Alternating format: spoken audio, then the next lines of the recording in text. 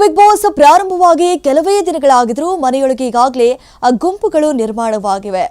ಆರಂಭಿಕ ದಿನಗಳಲ್ಲಿ ಕೆಲವು ಸ್ಪರ್ಧಿಗಳು ತಮ್ಮ ಗಟ್ಟಿಯಾದ ಸ್ವಭಾವದಿಂದ ಗಮನವನ್ನ ಸೆಳೆದಿದ್ರು. ಅವರಲ್ಲಿ ಕನ್ನಡದ ನಟಿ ಸಂಜನಾ ಗರ್ಲಾನಿ ಪ್ರಮುಖರು.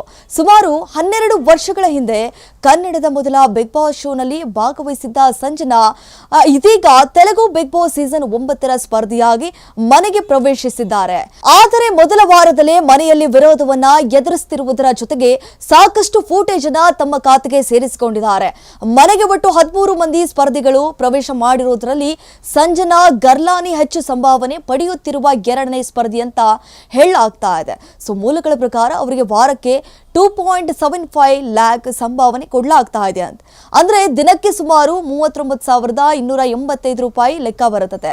ಸೊ ಮೊದಲ ವಾರ ಸಂಜನಾ ತೋರಿದಂತಹ ಆಟ ನೋಡಿದ್ರೆ ಅವರಿಗೆ ನೀಡಿದಂತಹ ಸಂಭಾವನೆ ವ್ಯರ್ಥವಾಗಿಲ್ಲ ಅನ್ನುವಂತಹ ಒಪಿನಿಯನ್ ಕೂಡ ಮೂಡಿರುವಂತದ್ದು.